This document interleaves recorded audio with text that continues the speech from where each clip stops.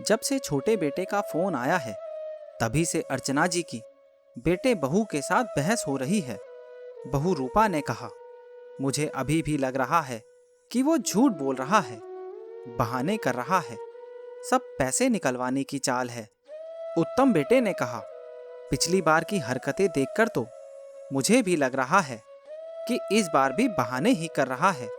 तू बड़ा भाई होकर ऐसी बातें करेगा, मुझे यकीन नहीं था। अरे, क्या मैंने तुझे इसी दिन के लिए इतना पढ़ाया लिखाया था, इस काबिल बनाया कि जरूरत पड़ने पर तुम अपने छोटे भाई की मदद ना करो। सही कहते हैं लोग, पैसे आ जाने पर अपने ही अपने को नहीं पहचानते। माँ, आप सालों से बस एक ही बात बोल रही हैं। आप और पापा ने तो हम दोनों को पढ़ाया। अगर उसने पढ़ाई पर ध्यान नहीं दिया तो इसमें मेरी क्या गलती।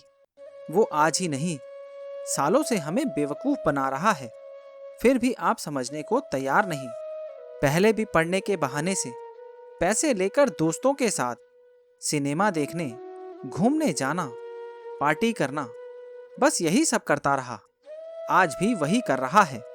माँ, अब वो बच्चा नहीं रहा, बल्कि एक बच्चे का पिता बन चुका है। और फिर कब तक वो दूसरे पर निर्भर रहेगा। कभी ना कभी तो उसे अपनी जिम्मेदारी समझनी पड़ेगी। अरे तू कैसी बातें करता है, वो कोई दूसरा नहीं, तेरा अपना छोटा भाई है। ठीक है, अगर तुम नहीं दे रहे तो मैं कहीं और से इंतजाम करती हूँ। आप इंतजाम मत करिए माँ, मैं दे देता हूँ पैसे। पैसे देने की बात सुनकर रूपा गुस्से में वहां से उठकर अपने कमरे में चली गई।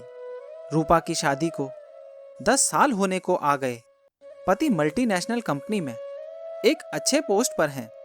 उसका देवर भी उसी शहर में कुछ किलोमीटर की दूरी पर रहता है। जब से उसकी शादी हुई है, कभी देवर को घर के खर्च में या माँ के इलाज में कोई मदद करते नहीं देखा। उल्टा हर महीने कुछ ना कुछ पैसे बड़े भाई से मांग ही लेता, ये कहकर कि मेरी कमाई ज्यादा नहीं है। शादी के कुछ महीनों बाद ही वो अलग रहने लगा। फिर भी जब तब किसी ना किसी चीज के बहाने पैसे मांग ही लेता। एक बार उत्तम ने कह दिया, अपनी कमाई बढ़ाओ, मैं हमेशा तुम्हारी मदद नहीं कर सकता, मेरा अपना भी परिवार है और माँ का इलाज भी है। तब से वो उधार कहकर पैसे लेता, लेकिन आज तक कभी वापस नहीं किए। गुस्सा उत्तम को भी आता, लेकिन वो ये सोचकर रह जाता कि छोटा भाई है, बड़े होने के नाते मुझे मदद करनी चाहिए। पर वो इसका कुछ ज्यादा ही फायदा उठाने लगा है। अभी कुछ महीने पहले पत्नी बीमार है, इलाज कराना है कहकर 25,000 रुपये मांग लिए। भाई ने दे भी दिया। बाद में बातों बातों में देवरानी के मुंह से निकल गया कि इलाज में तो सिर्फ 10,000 ही खर्च हुए, बाकी का पैसा शॉपिंग में खर्च कर लिया। आज फिर से पैसों के लिए फोन किया था। बेटे के स्कूल की फीस देनी है। उत्तम देने से आनाकानी करने लगा। बस इसीलिए माँ नाराज है। वैसे भी जो बच्चे दूर रहें, माँ को उसी पर ज्यादा प्यार आता है। उत्तम के कमरे में आते ही रूपा ने पूछा, दे दिए पैसे? हाँ, दे दिए। मन तो नहीं कर रहा था, लेकिन फीस भरनी है और फिर मैं माँ को नाराज नहीं देख सकता। और वो है तो अपना छोटा भाई ही। फिर उधार लिया है, बोला है कुछ महीने में वापस कर दूंगा। आज तक नहीं किए, लेकिन हो सकता है अब कर दे। रूपा बिना कुछ बोले कमरे से बाहर निकल आई। करीब 2 दिन बाद अर्चना जी बाहर वॉक करने निकली तो उनकी सहेली मिली। अरे अर्चना, उस दिन की पार्टी में तुम गई थी क्या? कौन सी पार्टी? तुम किस पार्टी की बात कर रही हो? अरे अभी 2 दिन पहले जो तुम्हारे छोटे बेटे के घर पर थी, तुम्हारी छोटी बहू के जन्मदिन के उपलक्ष्य में। मेरे बेटे बहू उनके पड़ोसी है ना, तो पार्टी में वो दोनों भी गए थे। उन्होंने ही बताया कि तुम लोग नहीं थे। ये सुनकर अर्चना जी चौंक गई, लेकिन अब कैसे बोले? उन्हें तो किसी पार्टी के बारे में पता भी नहीं था।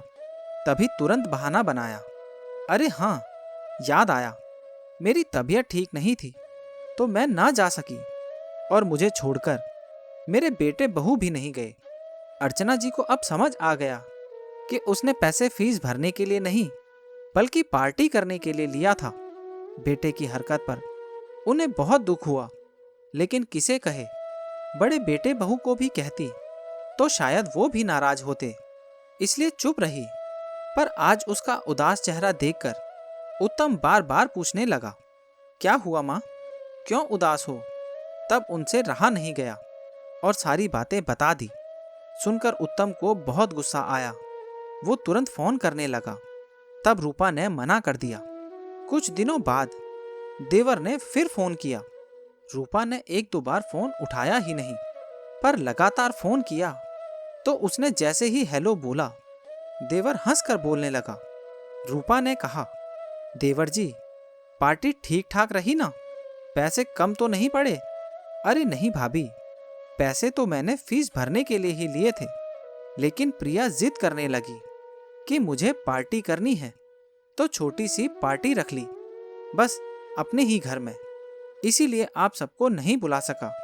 सॉरी भाभी, नहीं बुलाया तो कोई बात नहीं, और ना ही सॉरी बोलने की जरूरत है। पार्टी करना और शौक पूरा करना बुरा नहीं है, लेकिन हाँ, किसी और के भरोसे नहीं, अपने पैसे और अपने भरोसे से। हाँ, एक बात और, उधार वापस भी किया जाता है। ये सुनते ही देवर ने कहा, माँ को फोन देना। क्यों बेटा, कितना झूठ बोलेगा? मैं तुम्हारी मदद करने के लिए उत्तम को डांटती रही, पर आज समझ में आया कि मैंने कितनी बड़ी गलती कर दी। किसी की अच्छाई का इतना फायदा मत उठाओ, पैर उतना ही पसारो जितनी लंबी चादर हो। माँ, इस बार माफ कर दो, आगे से गलती नहीं होगी। और हाँ, जितना जल्दी होगा मैं पैसे वापस कर दूंगा। दोस्तों, ये कहानी आपको कैसी लगी और इस कहानी के बारे में आपकी क्या राय है, नीचे कमेंट बॉक्स में ज़रूर बताना। और अगर अभी तक आपने चैनल को सब्सक्राइब नहीं किया है तो सब्सक्राइब कर लेना।